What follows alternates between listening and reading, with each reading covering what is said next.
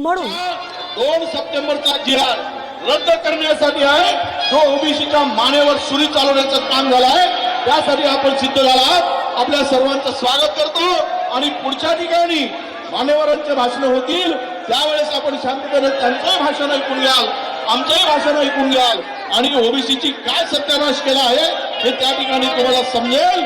आपण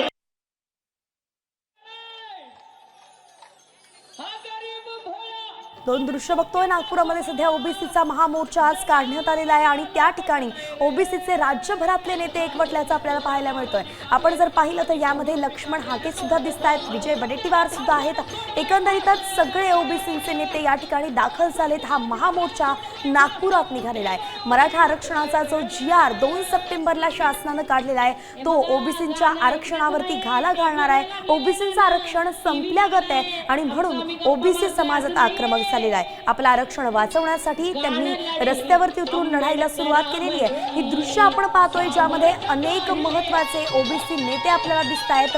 लक्ष्मण हाके आपण पाहू शकतो जे नेहमी आक्रमकपणे या मुद्द्यावरती बोलत असतात।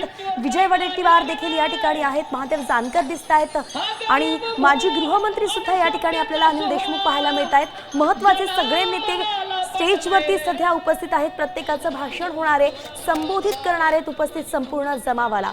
ओबीसीचा सगळा समाज घटक सध्या रस्त्यावरती आल्याचं पाहायला मिळत आहे।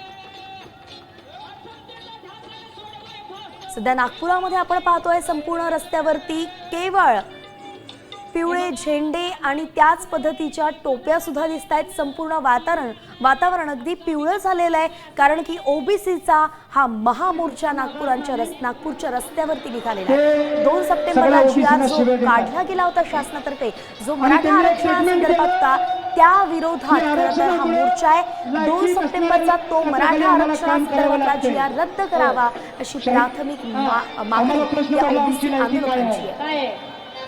आणि मग आम्ही आमची लायकी शोधायचा प्रयत्न केला। हो, ते सांगतात तुमच्या 7 पिढ्या आमची बराबरी करू शकत नाहीत, आम्हाला आरक्षण फक्त शिक्षणासाठी पाहिजे। आता isakal.com आहे देशातील नंबर 1 ची मराठी न्यूज वेबसाईट। प्रत्येक अपडेटसाठी isakal.com ला नक्की भेट द्या।